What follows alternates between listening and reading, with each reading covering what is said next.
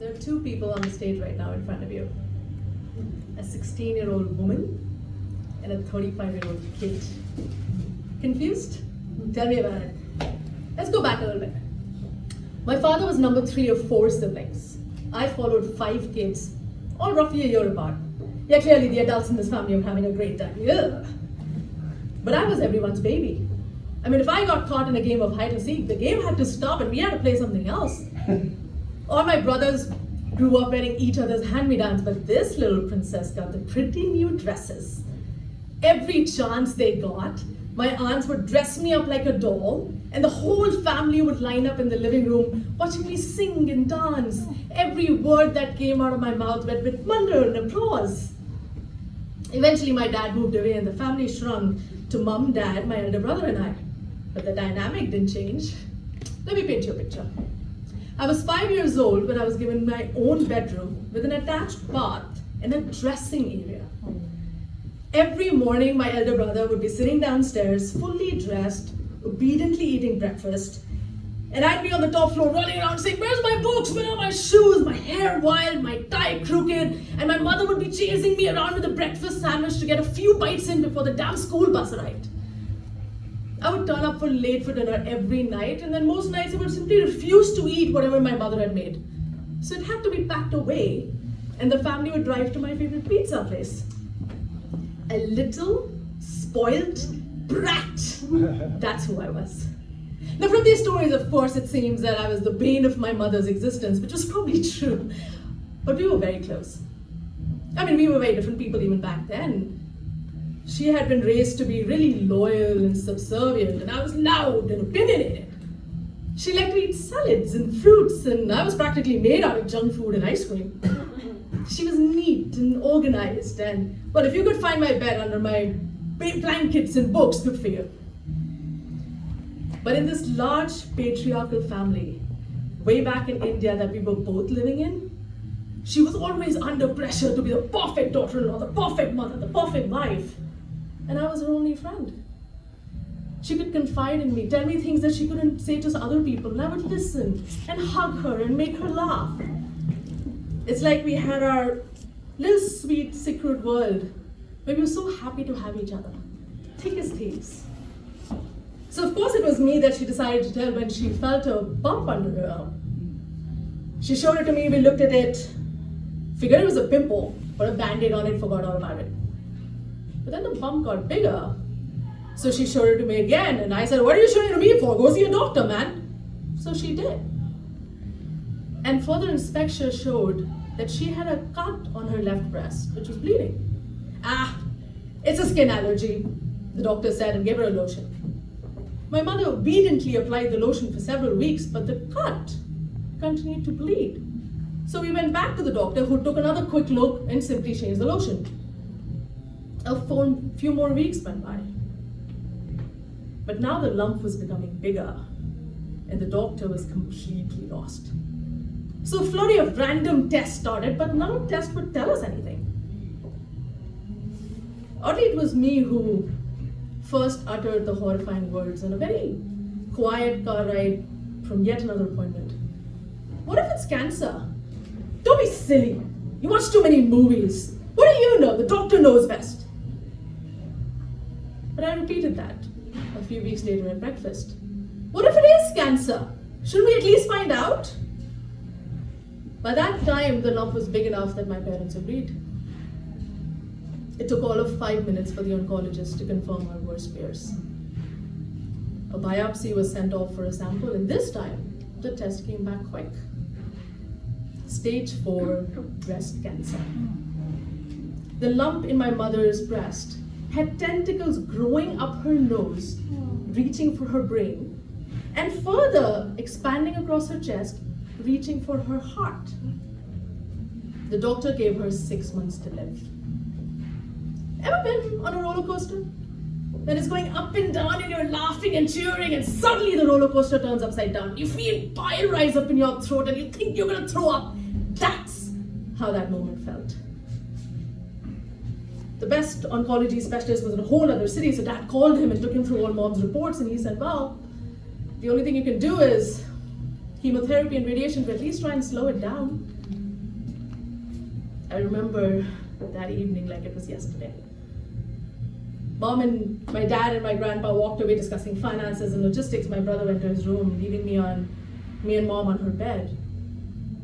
And she slowly reached over and grabbed my hand and said, I have very little time left.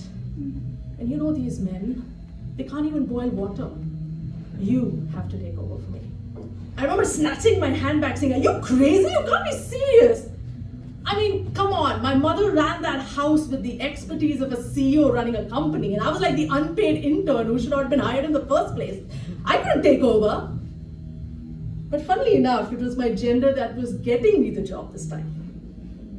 As the only other woman, it had to be me. So my on-the-job training started. Mom's treatment was in a different city, so her and I were away a lot, leaving me in charge of the house, my grandpa, and my brother. I was in high school. A kid who had never entered the kitchen. Didn't know how to switch on the stove. Hell, I didn't know the difference between dishwashing liquid and cooking oil. So I fumbled.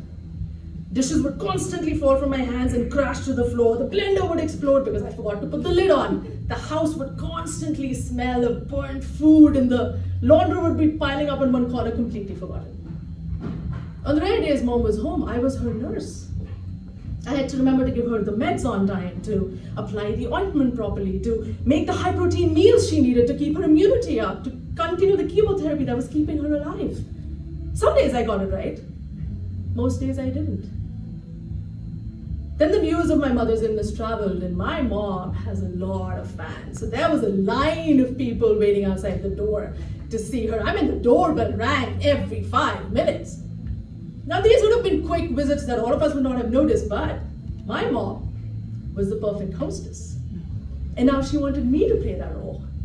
Hot tea and snacks had to be served to every single guest.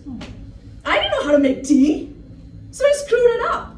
The tea would be cold, I would break a cup so the pair wouldn't match, the snacks would be undercooked.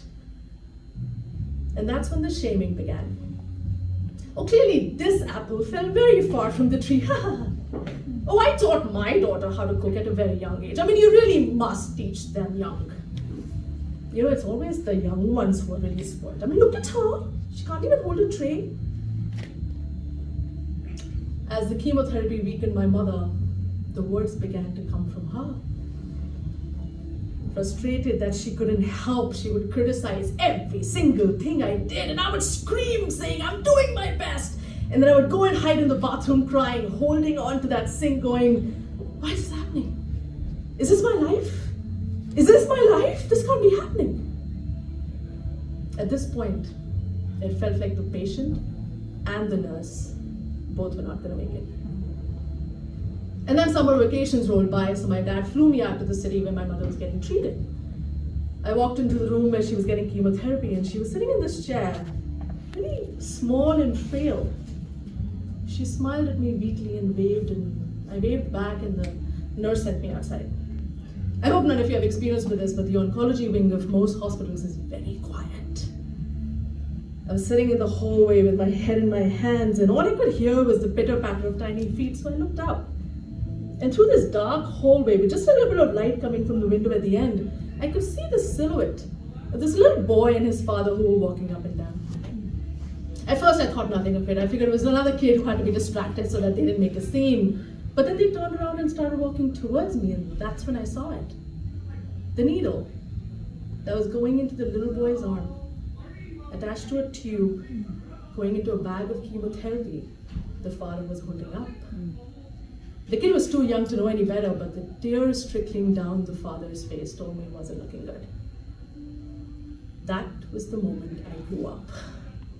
This wasn't about me. This was about my mother. My life was only changing. Her life was ending. And from that day, everything changed.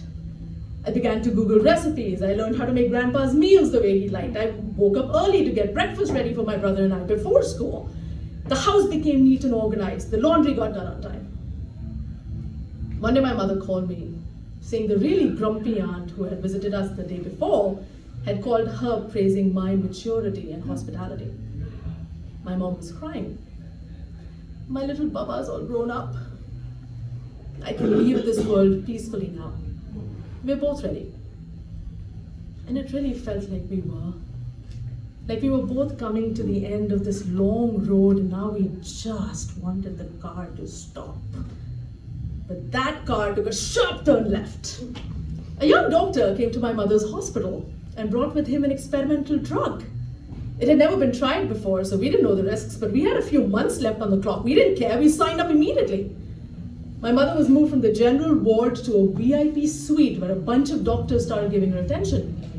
For legal reasons, they couldn't even tell us what the drug did, except for the fact that it was non-invasive. They would just put 3 drops in my mother's nose while she got her regular chemotherapy. 3 little drops that proved to be magic.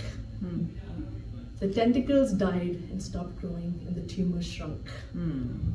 Eventually, they felt confident enough to make a small cut on the side of her breast and simply pluck out the tumor that was dead.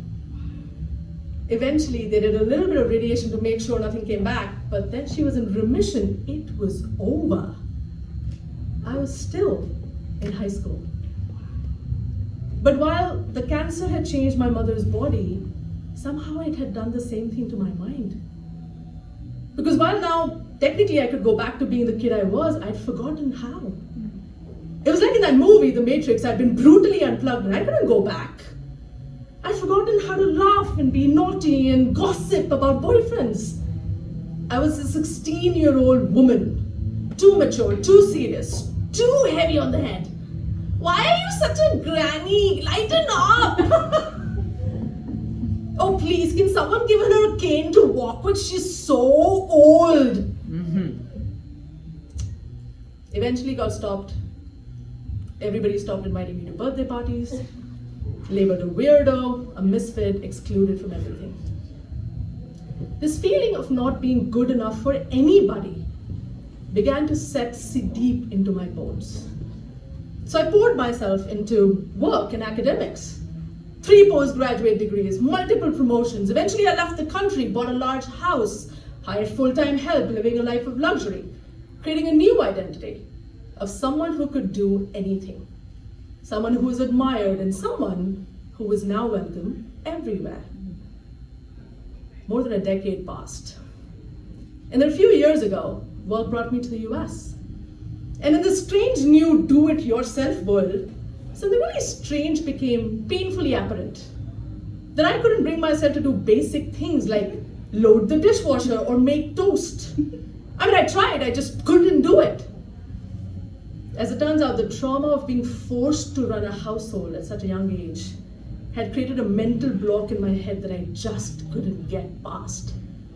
I would enter the kitchen and I would get paralyzed. And now there was no help to hide behind, so my new boyfriend and friends began to notice. And the shaming began again. Oh, look at her, our little Indian princess. Is this beneath you? Do you need us to help you, my lady? Or sometimes, why are you a 35-year-old kid, dude? Like, grow up. Everybody knows how to do this. A misfit, yet again. Failing at life, yet again. And this time, I began to sink. Luckily, life is not without its little mercies. Medicine in the form of psychotherapy found me. And over 4 long years, the 16-year-old woman and the 35-year-old kid met. The 16-year-old was pissed off. Why do I have to take care of everyone? Why doesn't someone take care of me for a change? The 35-year-old kid was stomping her foot going, why was my childhood taken away? You know what it was? I was so free and cool that I was punished. That's what it was. I was punished. They talked for a while. And over time, we understood what happened. And the shame and loss and humiliation just fell away. And together we learned to forgive. Forgive the mother who had asked way too much of me, because who else would she have done to? Forgive my boyfriend and my friends and people in my life who will probably mock me forever because they don't know what happened. They weren't there. but most importantly, to forgive myself for having been lost and scared for so long. And that gave me the strength to pick up the leftover pieces of my personality and start over. To pick up a pen and start writing my story. It's taken me 26 years to say this, but I really don't care what anybody thinks. Because you know what? I tried my best. And my mother's alive because of it. She's still with us today. Yeah. All those years ago, I helped save her. And now, I'm going to save myself. Thank you for listening. Yeah.